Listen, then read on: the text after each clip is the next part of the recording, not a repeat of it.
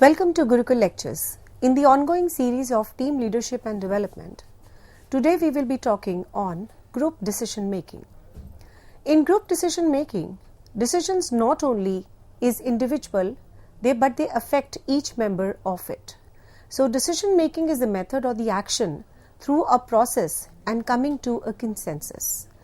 Therefore, the group decision making is a very time consuming task because we have to move on and reach a consensus with the multiple individuals of different nature.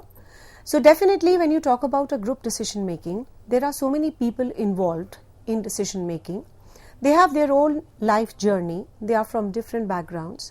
So coming on to a consensus is a very difficult task. So decision making has its own importance. Decision making is a process whereby a final choice is made among the different alternatives which are available, and the group decision making, it is also called as collaborative decision making.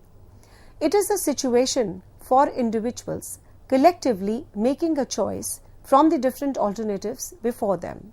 So this decision is not at all suitable for a single individual who is a member of the group because it affects so many people together. So let us start with the definitional aspect of what group decision making is all about.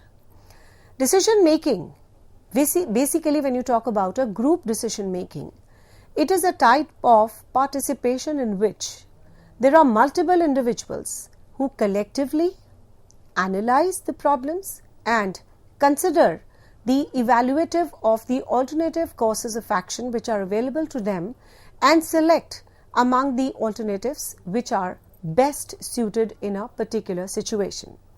So definitely number one is that it is a group decision making process which is not affected by an individual but moving on to and coming on to a consensus.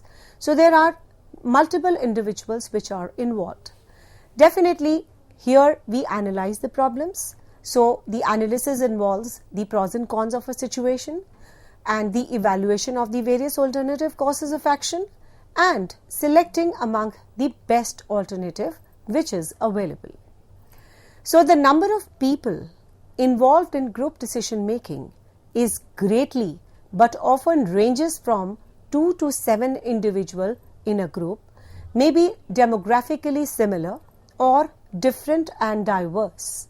So decision making groups may be relatively, informal or formally designated and charged with a specific process used to arrive at decisions may be unstructured. So the nature and the composition of the groups, their size, the demographic setup, structure and the purpose all affect their functioning and the degree.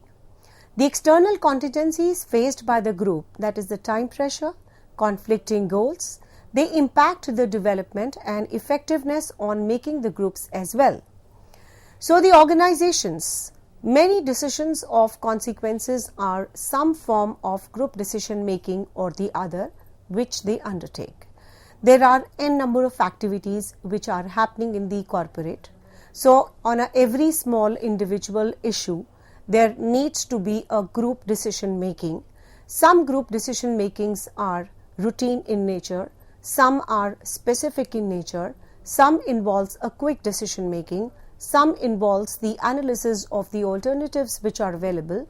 So definitely this is a very, very important activity when you talk about. Every group not only form a collective arrangement, but yes, every team here it has to work in a teamwork, which is a self-managed teamwork in which the work teams and the groups are often used interchangeably and the scholars increasingly differentiate between them. So basically the basis for the distinction seems to be that the team acts more collectively and the synergy of the effort.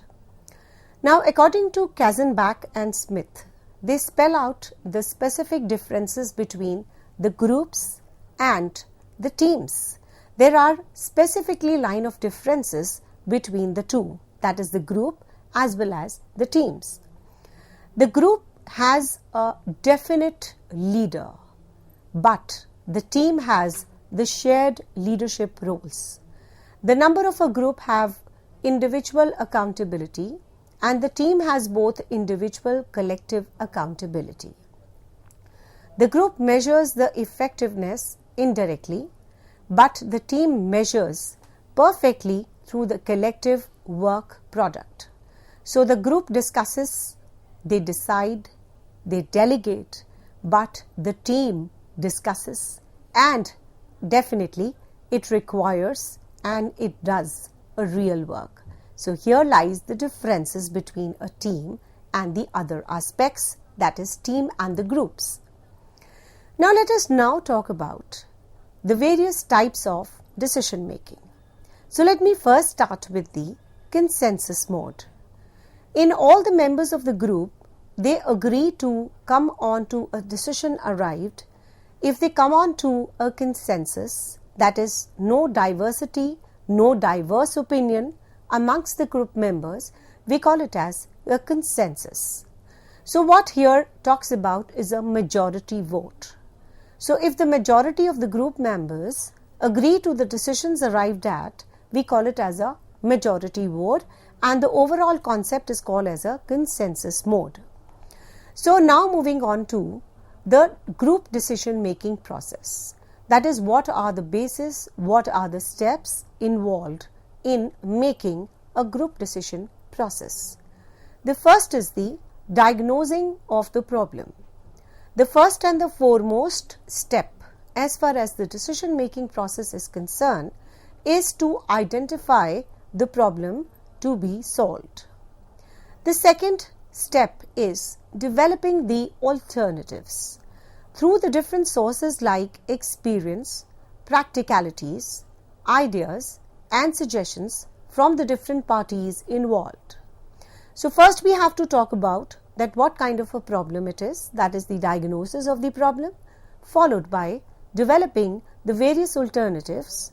And the third very important step as far as the group decision making process is concerned is evaluating the alternatives. Definitely, we are into a modern contemporary world in which there is no single solution to a problem. So what we have to decide is which alternative is the best for the corporate. That is, we weigh the plus and the minus of the different alternatives which are available and definitely select the best alternative in which the plus are more and the minus is less. So next is you have to implement and monitor the decisions which you have taken. So the implementation of the selected alternative, checking with reference to the expectations and the making required actions are taken. So after we have diagnosed the problem, we understand that these are 4 or 5 alternatives in which we can take a consensus and move on with the decision making process. We have to evaluate, keeping into consideration the pros and cons, the plus and the minus of each step. And then we have to implement the best alternative, select the best alternative and implement it by monitoring your decision making. So the next is do group making decisions. So we have the different sizes, we have the various compositions, we have the problem of group consensus, and definitely there is a risky shift or a risky decisions which are there. So let me discuss these aspects and the various paradigms and the various frontiers relating to the group decision making in a group is concerned. So the first is the size, not too large or not too small. When you talk about a group decision making process, the ideal size is between 5 to 7 members for the effective decision making. If the size is less than 5, it is not considered to be a good process, and if the size increases more than 7, then effectiveness of the decision making process is under a big question mark. So we have to see the relevant size. It should not be too large nor it to be too small. The ideal size, as we have discussed, is between the 5 members to the minimum, and the 7 members to the maximum. The next is your composition. Higher status of some group members in terms found or expertise influence the other group members' opinion. The next is your basically a united group exerts a greater pressure confirm that a group divided by dissension or a disagreement. So we have to see that maximum group members, they are in the agreement of the decision making. There should not be any kind of a disagreement, or the group should not be divided as far as the dissension or the disagreement is concerned. Then we have a risky shift. Now sometimes people tend to make more risky decision as a group than as an individual, because you have a courage when you are in a group to take up a decision or to form a consensus which is much more riskier compared to what you can take as an individual, because as an individual you sometimes act more rationally and sometimes there is a problem that you are not able to take the risk, you avert the risk. Whereas on the contrary, if you are in a group, the people tend to be very risky as far as the decision making is concerned. They are able to take the risk, they are able to take a risky decisions. So here this is what parameter have to be taken into consideration. Now coming on to the advantages of a group decision making. Now sometimes there are many factors which can influence the effectiveness of a decision making group. As a result, claiming that decision making is always better or a group decision is always worse than individual decision making possible. Now because of the increased demographic in a workforce, or say the demographic factors in a workforce, for example, a lot of research has been done on the impact of diversity on the effectiveness. Now basically the research demonstrates that the different situations, the demographic diversity can have a very harmful consequences. Now in the early group development phases, a demographically diverse group have to overcome the social barriers and difficult may slow the group down. Now the diverse groups on the other hand tend to generate a higher quality decision, alternatively graphically homogeneous ones, and according to this, despite the fact that various environmental elements group functioning, the research has provided some of the relative strengths and the limitations inherent in making over the years. Now on the contrary, if you see the flip side of the group decision making, there are the disadvantages also. Compared to an individual, the group generally have basically the expertise, the good skill base, great knowledge to make a better decision making. The larger number of members provide more perspectives, more dimensions to a particular problem. And with the larger number of the group members, the participation increases, that helps reaching out a quality decisions. So there are some increased participation, comprehension as far as the overall decision making is concerned, and they are arrived at, and it is very high in this regard. Now sometimes there are many potential disadvantages if you see the dark side of the group decision making. The group decision making basically is slower to arrive at the decisions than an individual's.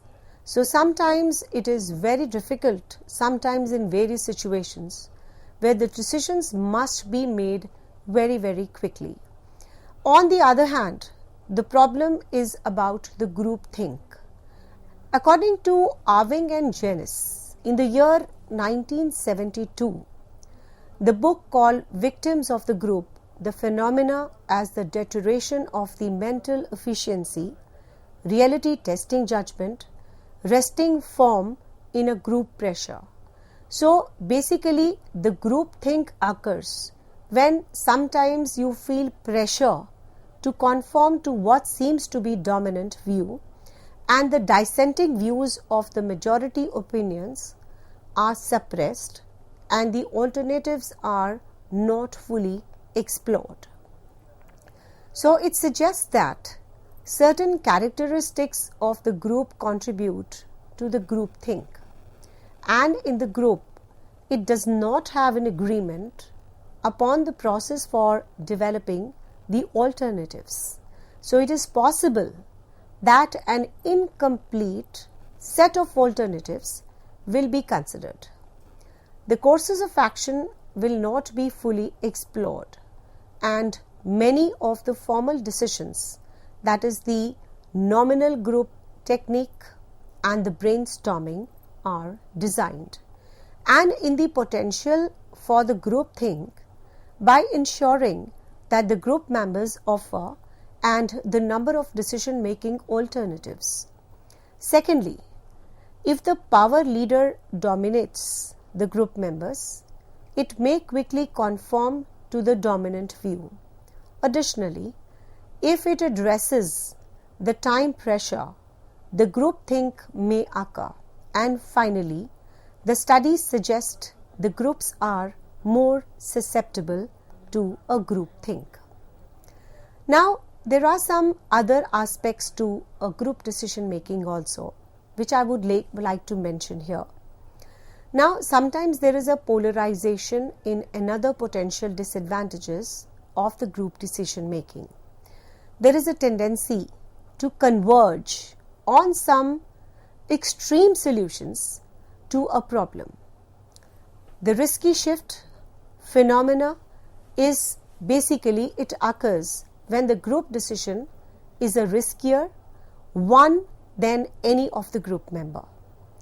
Then when you talk about individually, so this may result because individuals in a group sometimes they do not feel the accountability for the actions of the group as they would like to mention about the different alternatives and the decision making as far as the group is concerned. Decision making in the group is a fact of organization life for many individuals, because individuals they spend at least some of their work time in decision making groups. The groups of hundreds of research studies each year, and despite this there is still much to learn and the functioning of the groups. So research is likely to continue to focus on identifying how to make decision making more efficient and more effective. And it is also likely to examine the characteristics of the group, that is the demographic and the cognitive diversity, and the external groups affect their basic functioning.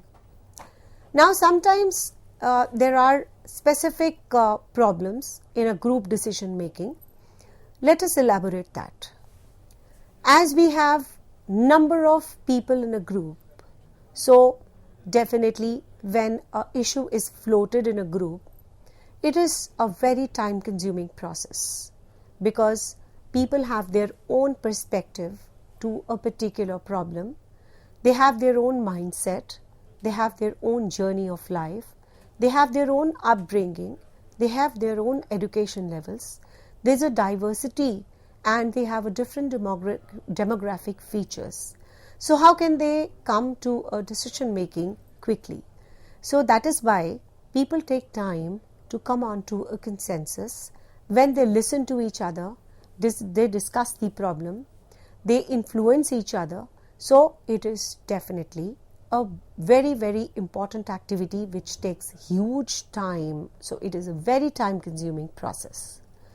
Then influencing the members, it usually manipulates the group in a direction of their interest as well as liking. And sometimes decisions made by the group members, they simply have a compromise between the various views offered by the different group members. So let me just give you the advantages as well as the disadvantages. So as far as the advantages are concerned, there are numerous people with the different ideas.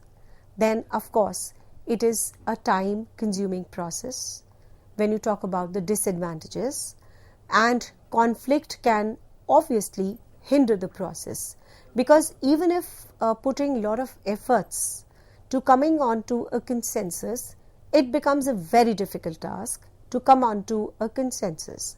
So having a conflict, it can definitely hinder the process. And of course, making a choice, coming on to a consensus, and it can also lead to an outcome. So more power leads to other members and not sharing the ideas.